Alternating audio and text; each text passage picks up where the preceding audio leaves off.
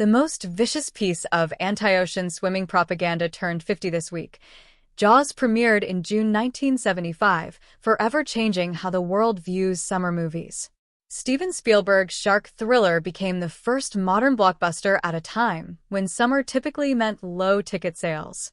But Jaws blew it out of the water, showing that cinemas could get butts in seats even during wet swim trunk season. Jaws is now the 14th highest-grossing film in history, with an inflation-adjusted lifetime box office of almost $2.4 billion, according to IMDb. The movie spawned a franchise of 3 sequels that continues to generate revenue for Universal Studios and its parent company, NBC Universal, through merchandise and residuals. So, how did a movie created by a 27-year-old director and plagued by production snags become a cultural touchstone and a commercial legend as unexpected as a shark attack? Universal took a gamble by giving the young Spielberg, who had made just one prior feature-length film, a $3.5 million budget, which was a generous amount by 1970s Hollywood standards.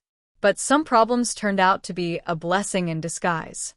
The main issue was the unreliability of the mechanical shark at the heart of the movie.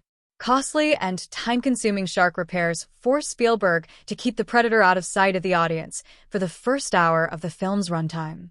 So, instead of scaring audiences with an animatronic gimmick that looks like it belongs at a themed casual restaurant, Spielberg relied on techniques like filming underwater from the shark's perspective, coupled with John Williams's iconic soundtrack, to send chills down viewers' spines.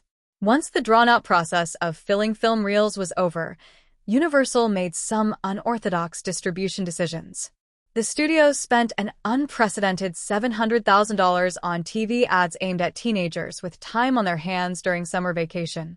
It also launched Jaws on 464 screens nationwide, as opposed to waiting for it to do well in a more limited release. The advertising blitz, along with the popularity of the best-selling book that the movie was based on, paid off. Jaws became the first movie in history to earn a box office over $100 million, grossing over $260 million, with much of the ticket sales coming in the first month. This paved the way for other splashy summer releases from big-name directors, accompanied by massive marketing budgets and an emphasis on opening weekend box office. Star Wars: A New Hope followed the Jaws model in 1977 to become the second movie to cross the $100 million box office haul threshold, and Ridley Scott's sci-fi horror Alien blew up the summer box office 2 years after that.